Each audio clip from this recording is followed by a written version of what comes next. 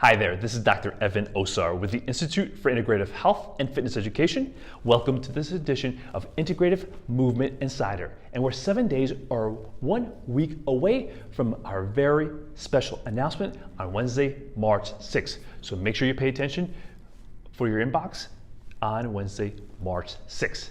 So today, we're concluding our discussion of the ankle and foot complex because all month, this month of February, we've been discussing strategies to improve your clients' walking, running, and balance because so many of our older clients will fall. And many of us, even at our younger ages, are set up for falls as we get older because of non-optimal and inefficient strategies.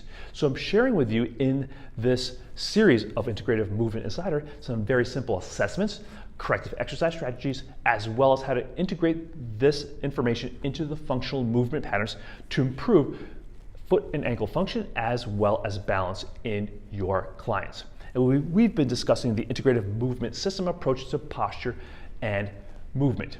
Basically, it's a 3-step proprietary system where first you assess your clients to identify their non-optimal and inefficient posture and movement habits.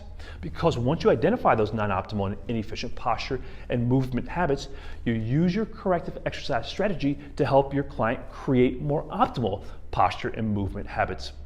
And then in the third phase of the integrative movement system, you integrate those more optimal habits into the functional movement patterns. So we also discussed the foot tripod.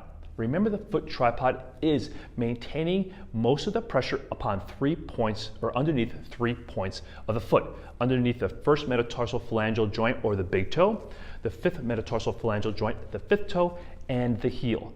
It doesn't mean the rest of the foot is not on the ground. It just means the majority of the weight is upon those 3 points. And the foot shouldn't be a rigid structure, so we don't teach short foot for every single client. It's about helping your client develop their most optimal alignment and control of their foot and ankle complex on their foot tripod. So as they go through the eccentric positions or phase of their exercise patterns, that they're able to allow the foot to gently elongate and widen while remaining upon the foot tripod and maintaining that foot tripod as they go through the concentric phase of their exercise patterns.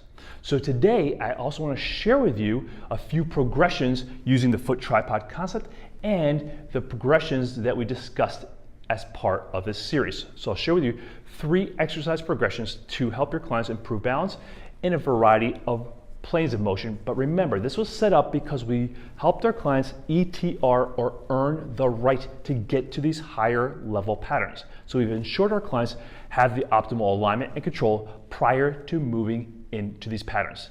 And also, I'll come back and share with you how we start to program balance training into our programs here in our clinic for our clients, so that way you can use this information with the programs that you're already using with success.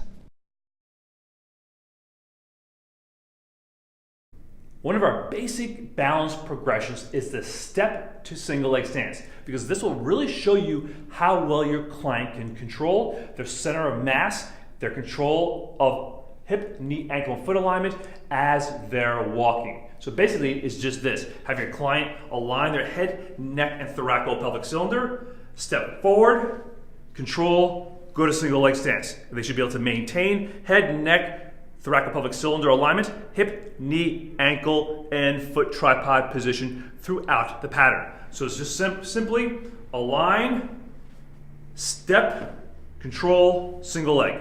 So that way you're working on the deceleration, the eccentric control, and then the isometric control and single leg stance.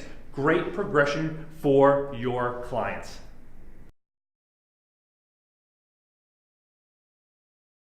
We love using a foam pad to challenge our client's vestibular system. We like a foam pad as opposed to a dome-shaped structure because the client can still get their foot tripod down and it's easier for them to control the hip, knee, ankle, foot. With a dome-shaped structure, the client can't get that foot tripod in the right position, and they often compensate even though it's designed as a balanced progression or balanced pattern. It really doesn't teach the client how to align and control that foot tripod and align and control the hip, knee, ankle, and foot complex. So we'll do Lunges onto the pad, again, aligning and controlling the hip, knee, ankle, and foot, making sure the foot tripod stays aligned and controlled during each repetition. We will not allow our client to perform repetitions or continual repetitions where they're not aligning and controlling. We'll also do lateral lunges onto the pad as well. So it's again, align and control the hip, knee, ankle, and foot, as well as that thoracolpelvic cylinder. Lateral lunge, control, making sure you load up the glutes, and then come back out of that position. Lunge, control, come back. The weight shifting over, controlling the hip, knee, ankle, foot, the thoracolpelvic cylinder stays aligned. So again, stepping, controlling, coming back.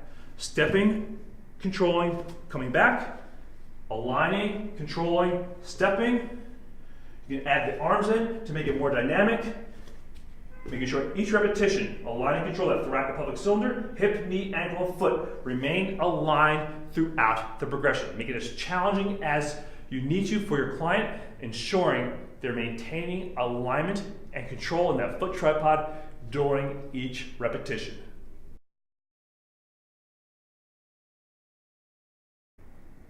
One of the most challenging progressions for the majority of our clients is the step down pattern. And this is especially important for our clients that have knee pain when they walk downstairs or squat into a deep position.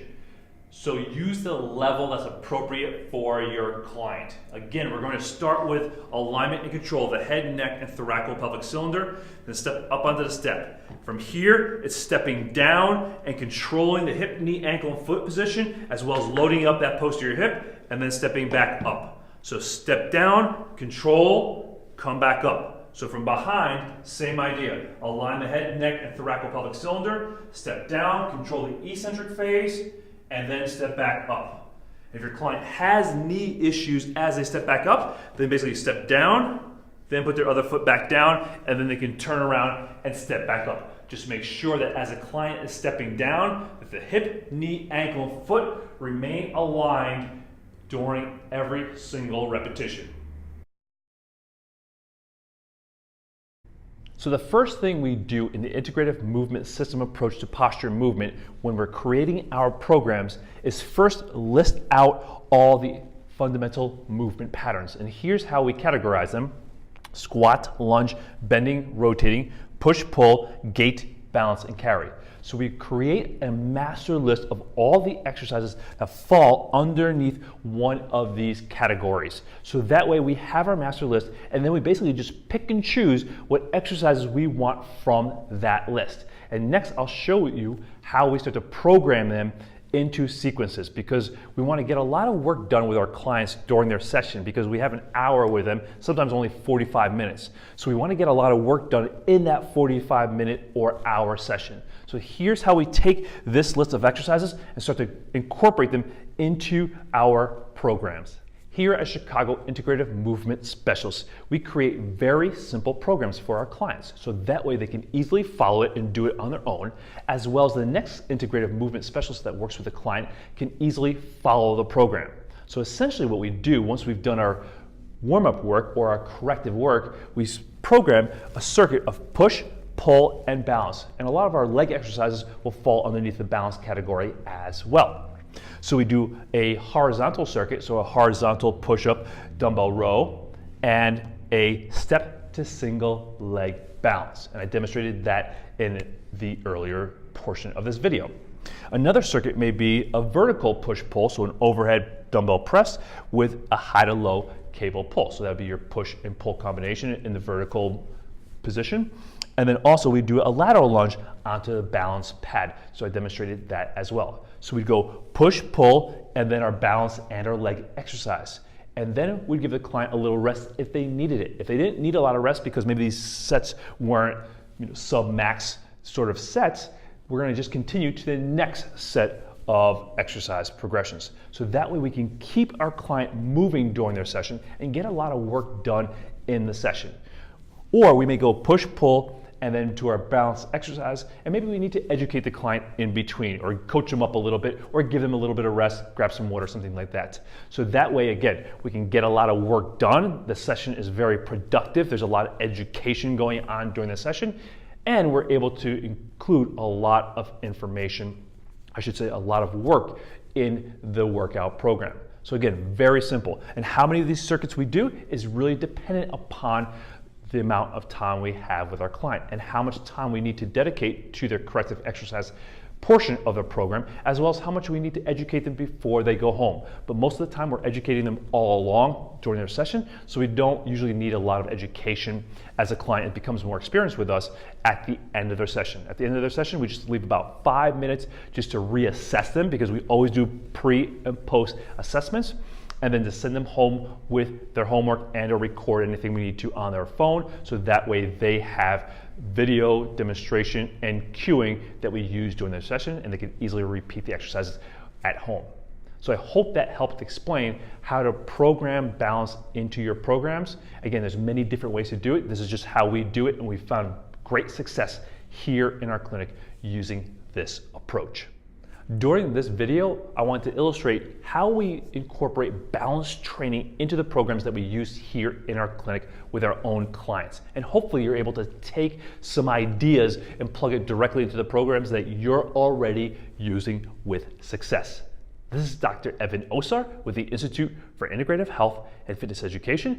Thanks so much for joining us in this month's series of Integrative Movement Insider. And remember, don't forget to watch your inbox next Wednesday, March 6th, for a very special announcement.